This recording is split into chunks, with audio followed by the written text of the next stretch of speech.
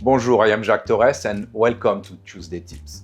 Today I'm going to show you the traditional quiche Lorraine. Lorraine is an area in the northeast of France, and I'm sure you know what a quiche is. It's a shell, a tart shell. It's a savory tart, and inside, traditionally we put a little bit of bacon, or petit salé, we call it in French. So a little bit of bacon, maybe a little bit of ham, some cheese, and then it's a mixture of milk, cream, eggs, a little bit of salt, pepper, nutmeg, mix everything together, and we bake that. It's delicious for appetizer. You can have that a little bit warm. It's really something that I think a lot of people love. So let me show you how to do it. So I have 250 grams of flour and 190 grams of butter. You can use this recipe for savory and non-savory or sweet tarts. It's a very easy tart to make. So what we're going to do, we're going to mix the flour and the butter. We want the fat to coat the protein, and when we do that, after that, when we put the water, because the water don't going to go through the fat, we don't going to develop the gluten. Protein equal gluten.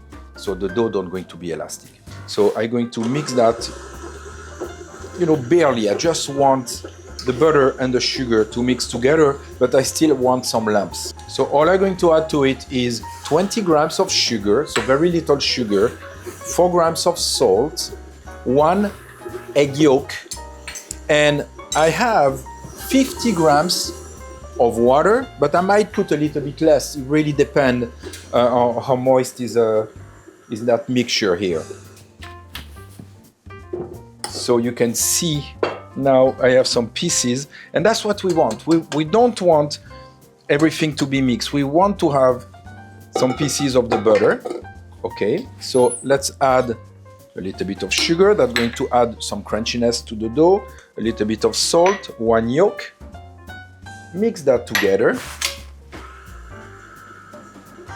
And then slowly I'm going to add the water. So water, I have 50 grams. I'm going to have to put 25 to 30 grams.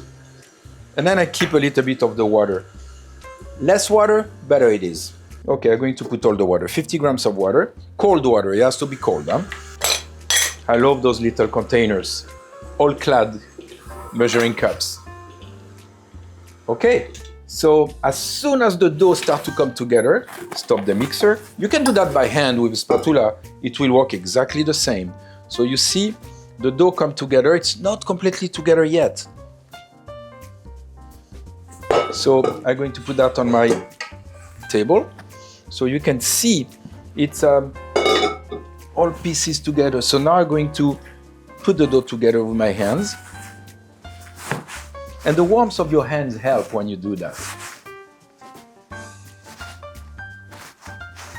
Okay, so don't work it more than that. I still have some little pieces of butter and it's fine.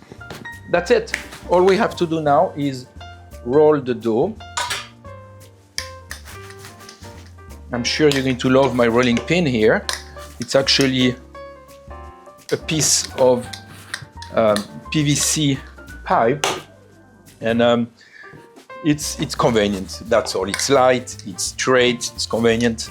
I have all kind of rolling pin. Sometimes at home I don't have a rolling pin. I use a bottle. Whatever works. Let's say that. Okay, so. And you see this dough, what's beautiful about it is you don't have to make it rest. So you can roll it right away. You don't have to wait, but use cake flour. Cake flour has less gluten, and that's important for this type of recipe. Now we're going to roll the dough on the rolling pin. Take the mold. I put a little bit of butter in my mold with a brush. And then now I'm going to drop the dough over the mold. Push the dough down. And then what you can do actually is give it a little extra dough on the side by pinching it like that.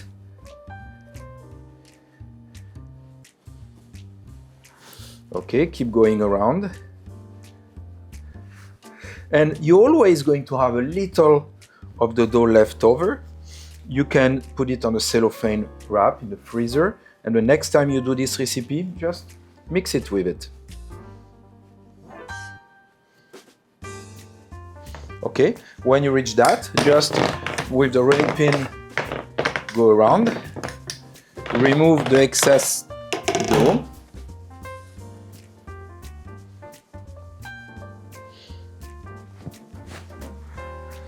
I mean, you can do this dough faster than going to the supermarket.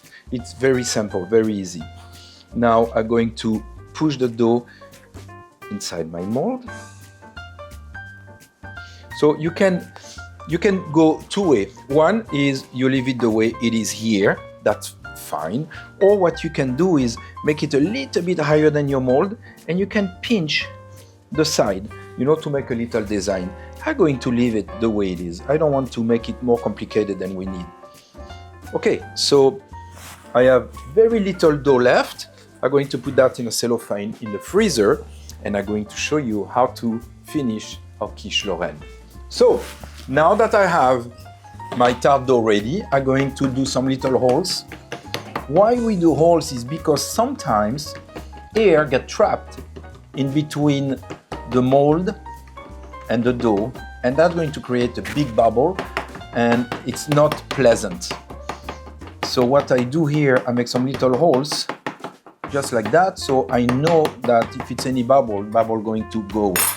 Okay, good. Now, I have about 100 to 150 grams of bacon. I'll just saute it with a little bit. Actually, I didn't put any oil. Just put the bacon into a frying pan, saute it. Not crispy, keep it a little bit soft. So we're going to put that into the tart mold. You know, just be careful that it go pretty much everywhere. Okay, just like that. And then I have a little bit of ham, same thing, you know, disperse it everywhere.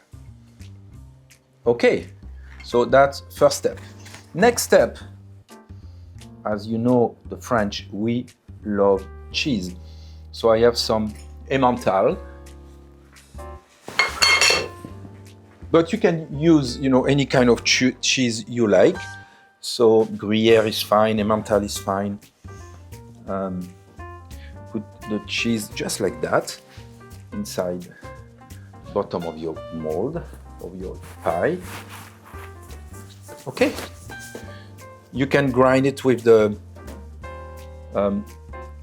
shredder like that, or you can just cut it in small pieces like I did. Okay, now we're going to do the mixture that go on top. I have 200 grams of whole milk and 200 grams of cream.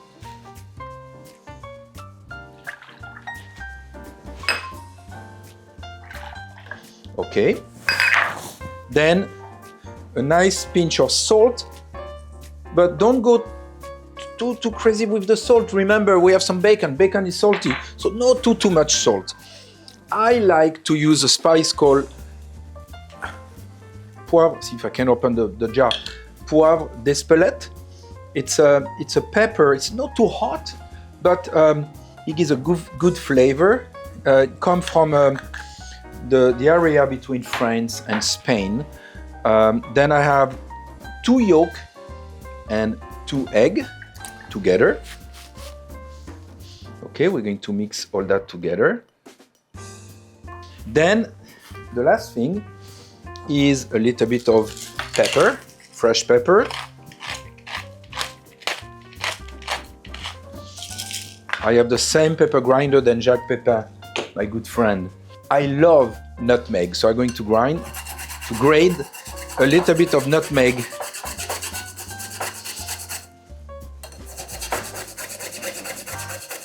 Okay. So now you can use a whisk, or you can use an immersion blender. I'm going to use the immersion blender because I'm a little bit lazy. That's why.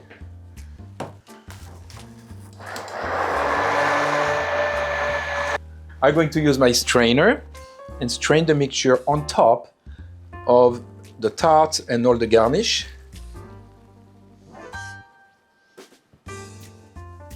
Sometimes when you pour the liquid, you push everything aside, so be careful that you put everything back. Voila! So I'm going to put that in the oven at 350 degrees, And my guess is that's going to go for 25 to 30 minutes, but I'm going to time it for you. The quiche is out of the oven. I leave it on the counter for about 30 minutes, so it's barely warm. I want to show you how to unmold it. It's actually pretty simple. Parchment paper, bigger tray, flip it over, like that. Pray that everything come out. It's fine. And then now what I'm going to do, I'm going to put that here, flip it again, and voila. I love it. It's barely creamy here.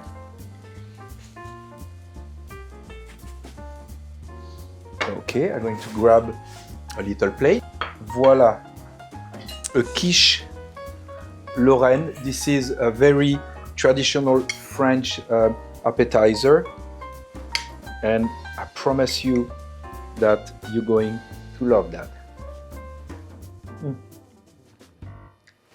That brings me back to France. Bon appétit. I hope that helped.